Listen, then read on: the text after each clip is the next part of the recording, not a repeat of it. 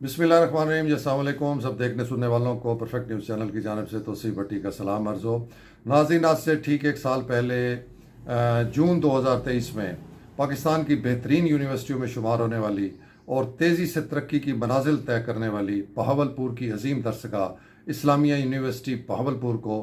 एक सोची समझी साजिश और मंसूबे के तहत टारगेट किया गया था और स्कैंडलाइज किया गया था, जिसकी वजह से यूनिवर्सिटी की साख शोहरत इज़्ज़त जो उनसी है वो शदीद मुतासिर हुई थी। तो आज उस साने इस्लामी यूनिवर्सिटी बावलपुर को एक साल मुकम्मल हो चुका है। उसके ऊपर आज हम कुछ बात करेंगे और साथ जो सा है हम कुछ फॉर्म 45 और फॉर्म 47 के हवाले से जो आगे मुस्तकबिल में एक अदालती जंग शुरू होने वाली है उसके हवाले से भी बात करेंगे। तो नाजरीन, ये वाक़या है जून 2023 का, जब इस्लामी यूनिवर्सिटी बहावलपुर जो उस वक्त इंतहाई तेज़ी से तरक्की का सफ़र तय कर रही थी। 2-3 सालों के अंदर अंदर इस यूनिवर्सिटी की जो तलबा व तालबात की तादाद थी वो 15,000 से तकरीबन 65-70,000 के करीब हो गई थी। इसका बजट जो उनसे वो 3-7-8 अरब पे चला गया था। बहुत से नए शोबाजात जो उनसे वो शुरू किए गए थे, बहुत सी फैकल्टीज़ शुरू की गई थी, बहुत से यहाँ के इस खत्े के जो उनसे हैं बेरोज़गार नौजवानों को रोज़गार मिल रहा था। लेकिन जून 2023 में इसको एक साजिश और एक ज़ाती मकासद के हसूल के लिए जो उनसे वो टारगेट किया गया, इसको स्कैंडलाइज किया गया। ये सारे वाक़यात जो उनसे हैं ये किसी से ढके छुपे नहीं हैं कि किस तरीके से इस यूनिवर्सिटी के मुअज़्ज़िज़ जो उनसे हैं वो प्रोफेसर साहबान को जो उनसे है वो गिरफ़्तार करके हनी ट्रैप के ज़रिए गिरफ़्तार करके उन पर झूठे और मनगढ़ंत मुकदमात दर्ज किए गए, झूठे इल्ज़ामात लगाए गए कि यूनिवर्सिटी जो उनसी है ये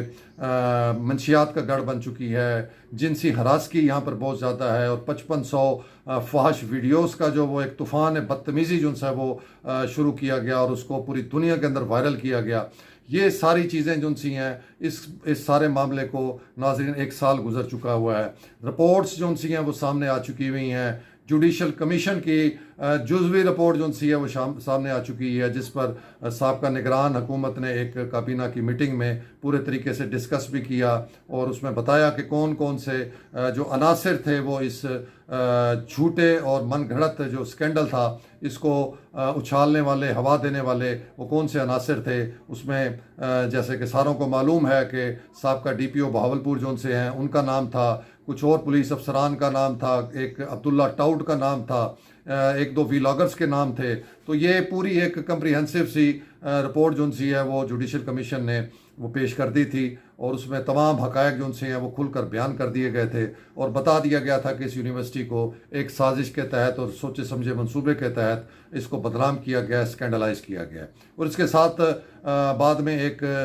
स्पेशल ब्रांच की रिपोर्ट भी नाज़रीन सामने आ गई थी, जिसमें और बहुत ही तफसीली तौर के ऊपर जो उनसे वो हक़ायक़ जो उनसे वो बयान कर दिए गए थे और बताया गया था कि किस तरीके से साबका वाइस चांसलर इस्लामी यूनिवर्सिटी डॉक्टर अतहर महबूब को टारगेट किया गया, उनको उनकी एक्सटेंशन का जो मरला आना था, उनकी एक्सटेंशन का जो टाइम था उस वक्त ये स्कैंडल जो उनसे इसको हाईलाइट किया गया और उसका मकसद जो उनसे बेसिकली वो उनको एक्सटेंशन लेने से रोकना था। और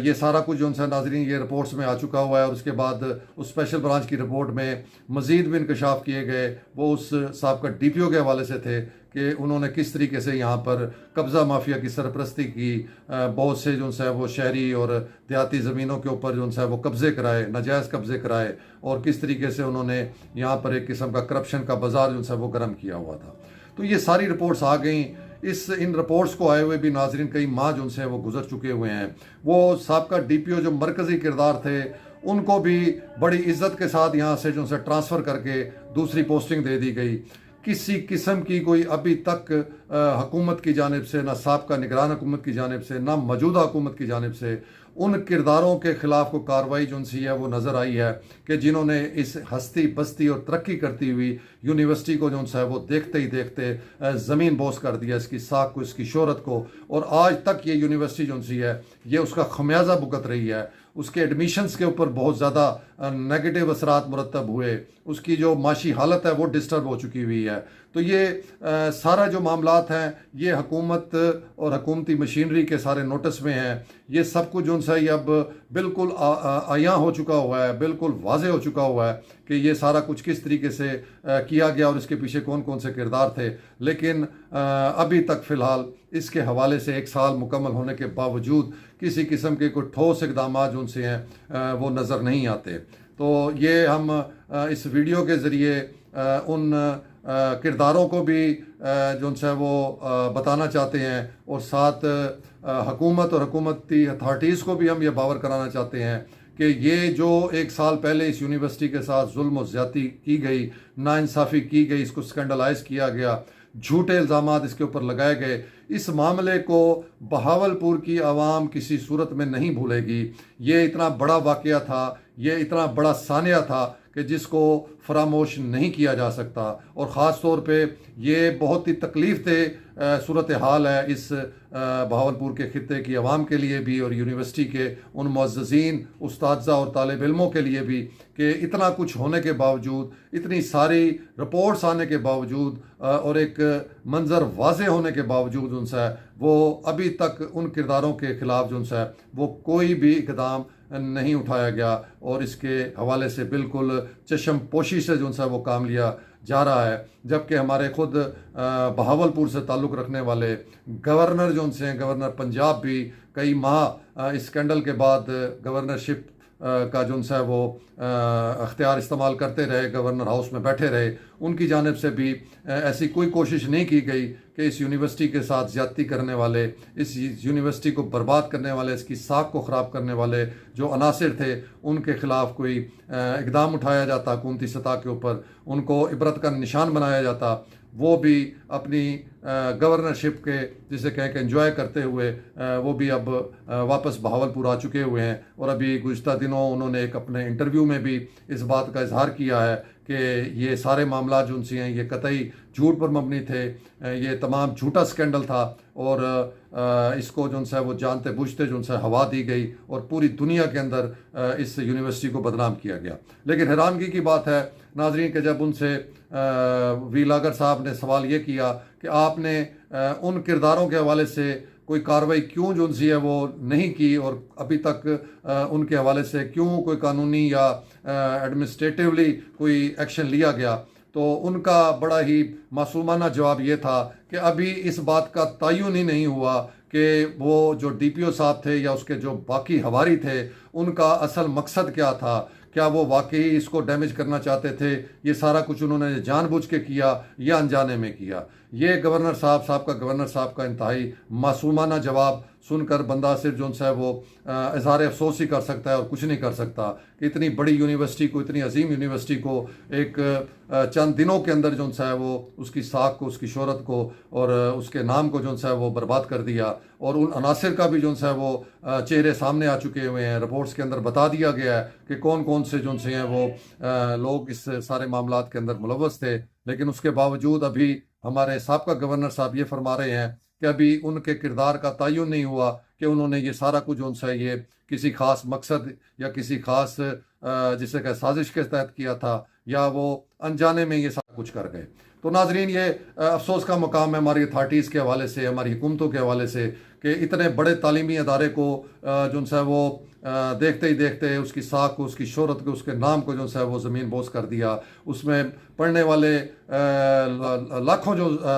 तालिब इल्म हैं जो पढ़ चुके हैं या जो पढ़ रहे हैं उनकी जो है वो जिसे कहें कि साख को मुतासर किया गया। कितने मुअज़्ज़िज़ उस्ताज़ा कराम हैं जिनकी किरदार को और साख को मुतासर किया गया, लेकिन उसके बावजूद उनसे इस मामले में एक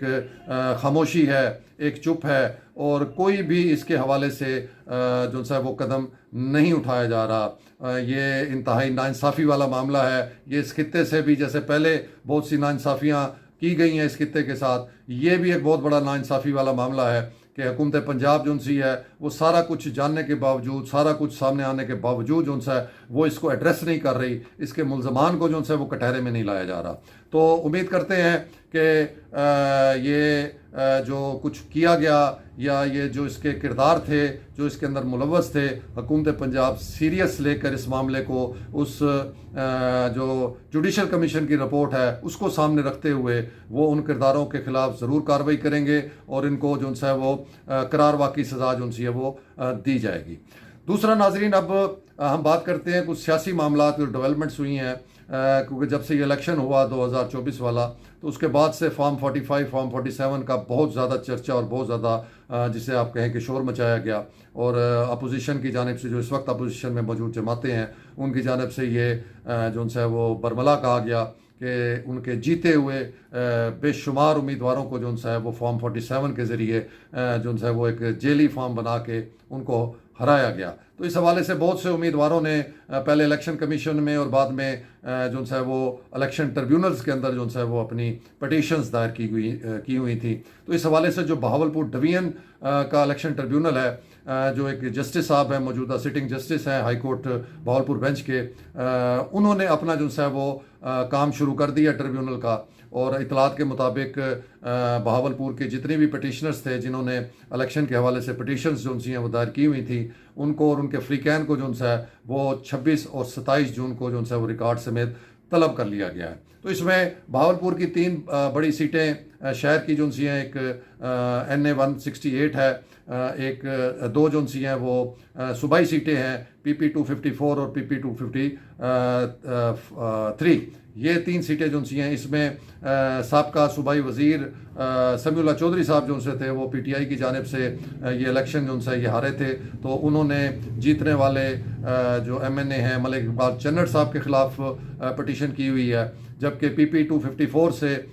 जो PTI के हारने वाले उम्मीदवार हैं मलिक उस्मान चन्नड़ साहब, उन्होंने जीतने वाले MPA डॉक्टर राना तारिक साहब के ख़िलाफ़ जो है वो पटिशन की हुई है। और इसी तरह PP 253 में जो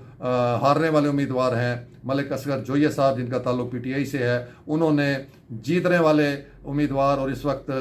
deputy speaker Punjab assembly Malik Zaheer Channar साहब के खिलाफ जो है वो पटिशन की हुई है। जबकि इसके अलावा यजमान तहसील खैरपुर टामी वाली और दीगर तहसीलों से भी जो हारने वाले उम्मीदवार हैं उन्होंने पटिशन्स दायर की हुई हैं। और यही बताया गया है कि